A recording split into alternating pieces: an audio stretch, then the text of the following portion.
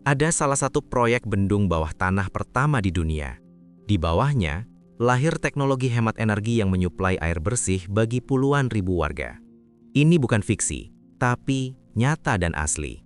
Namanya Bendung Bawah Tanah Bribin, terletak di Goa Bribin, Kabupaten Gunung Kidul, Daerah Istimewa Yogyakarta. Gimana cara kerjanya? Dan kenapa bendung ini sangat penting untuk penduduk lokal? Simak terus videonya. Kabupaten Gunung Kidul sejak lama dikenal sebagai wilayah yang rawan mengalami krisis air bersih, terutama pada musim kemarau. Kondisi ini erat kaitannya dengan karakteristik geologi kawasan Gunung Sewu yang didominasi oleh batuan kapur karst. Sistem karst memiliki banyak rekahan dan lorong hasil pelarutan, sehingga air hujan yang jatuh di permukaan cepat meresap ke dalam tanah. Proses ini membentuk goa, dolina atau amblesan, serta jaringan sungai bawah tanah. Akibatnya, pada musim hujan, air jarang tersimpan di permukaan, sedangkan pada musim kemarau, banyak desa mengalami kekeringan. Meski demikian, di bawah tanah sebenarnya terdapat potensi sumber air yang melimpah, salah satunya Sungai Bribin.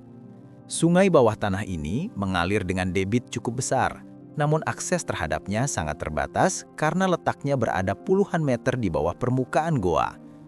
Sebelum adanya teknologi pemanfaatan modern, masyarakat hanya mengandalkan pompa diesel sederhana untuk mengangkat air dari mulut goa. Volume air yang berhasil ditarik sangat terbatas, sehingga belum mampu memenuhi kebutuhan puluhan ribu penduduk di sekitarnya.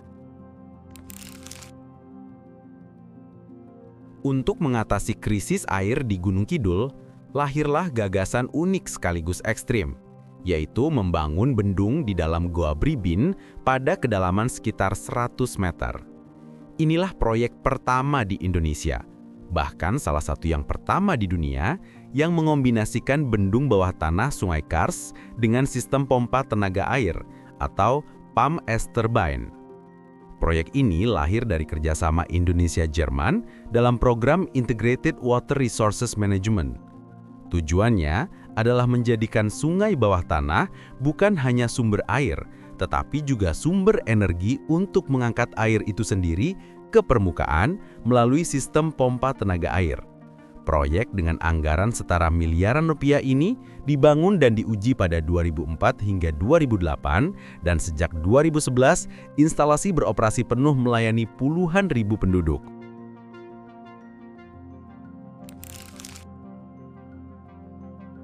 Di dalam Gua Bribin, aliran sungai bawah tanah dibendung dengan bendung beton sehingga terbentuk kolam air bawah tanah dengan tinggi muka air sekitar 15 meter. Tekanan air dari kolam inilah yang dimanfaatkan untuk menggerakkan pump as turbine, yaitu pompa sentrifugal yang dipakai terbalik sehingga berfungsi sebagai turbin. Turbin ini kemudian menggerakkan pompa lain yang bertugas mengangkat air ke permukaan, tepatnya ke reservoir penampungan, tanpa banyak bergantung pada listrik atau bahan bakar tambahan. Dari reservoir tersebut, air dialirkan melalui jaringan pipa dan tandon, lalu didistribusikan ke desa-desa dengan bantuan gaya gravitasi. Teknologi ini merupakan hasil kerjasama antara perguruan tinggi Jerman, yaitu Karlsruhe Institute of Technology, dengan perusahaan pompa KSB. Mesin dan komponennya khusus dirancang agar tahan terhadap kondisi lingkungan karst yang keras dan penuh tantangan. Sistem ini terdiri dari kombinasi Bribin Sindon dan Bribin Weir yang bekerja bersama untuk menyalurkan air secara stabil. Sistem Bribin Sindon yang dibangun di bawah tanah dirancang untuk menghasilkan debit air bersih hingga sekitar 60 liter per detik. Jika digabungkan dengan Bribin Weir dalam jaringan distribusi utama, kapasitas totalnya meningkat hingga kurang lebih 90 liter per detik. Debit sebesar ini cukup untuk memenuhi kebutuhan air minum, rumah tangga, serta kegiatan sehari-hari sekitar 75.000 hingga 80.000 penduduk yang tinggal di wilayah pelayanan seluas kurang lebih 250 km persegi dengan suplai yang dirancang dapat berjalan stabil selama 24 jam penuh setiap hari. Sistem ini mengurangi ketergantungan warga pada air hujan dan sumur dangkal yang sering mengering di musim kemarau. Goa Bribin memberi contoh solusi lokal yang cerdas, yaitu air sungai bawah tanah tidak hanya ditampung, tapi juga dipompa ke permukaan dengan tenaga arus air itu sendiri, tanpa banyak listrik dari luar. Artinya, teknologi ini hemat energi dan tetap berfungsi meskipun pasokan listrik terbatas. Listrik tambahan hanya dipakai saat kondisi debit rendah atau untuk sistem distribusi tertentu. Keberhasilan proyek Goa Bribin bukan hanya soal mesin dan bendung bawah tanah. Di balik itu ada banyak faktor pendukung. Operator lokal mendapat pelatihan agar mampu mengoperasikan dan merawat pompa serta jaringan pipa dengan benar. Pemerintah daerah bersama PDAM menyiapkan sistem distribusi dan pembayaran yang terjangkau agar air bisa sampai ke rumah-rumah warga. Selain itu, ada aturan untuk menjaga kebersihan lingkungan dan sanitasi supaya air yang dipompa dari bawah tanah tetap aman diminum dan tidak tercemar limbah. Semua ini dievaluasi secara berkala, sehingga teknologi yang dipakai bukan hanya cocok secara teknis, tapi juga sesuai dengan kondisi sosial dan ekonomi masyarakat setempat. Dengan cara ini, sistem Bribin bisa bertahan dalam jangka panjang dan benar-benar memberi manfaat bagi kehidupan warga, serta bisa ditiru di daerah kars lain di Indonesia. Sistem bendung bawah tanah Bribin menghadapi sejumlah tantangan yang kompleks karena beroperasi di lingkungan karst yang unik. Secara geologi, batuan kapur karst dipenuhi rongga dan rekahan yang menyebabkan air sering bocor melewati jalur lain.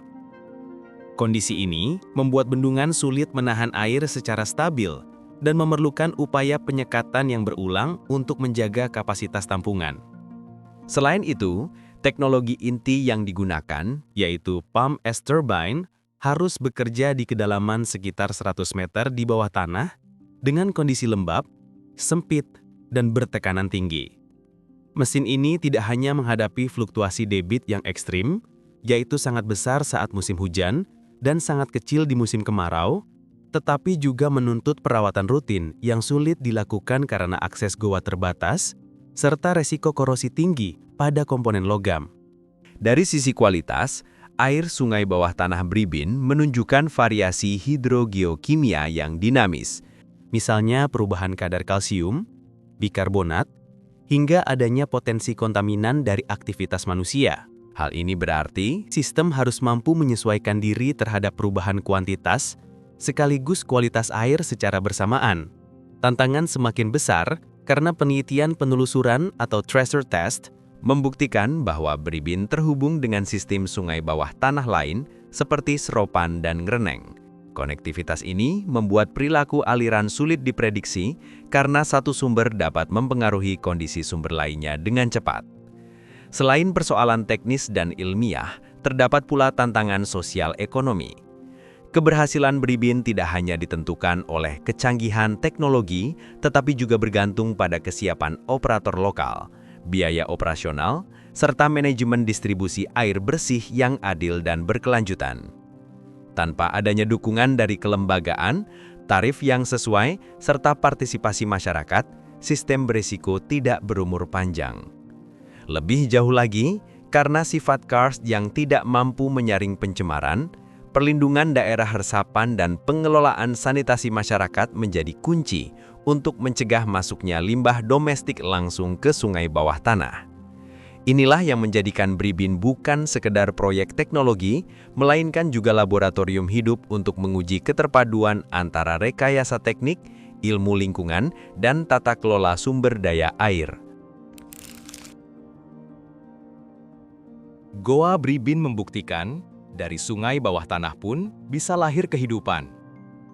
Teknologi yang menyatu dengan alam ini jadi inspirasi untuk menjawab krisis air di masa depan.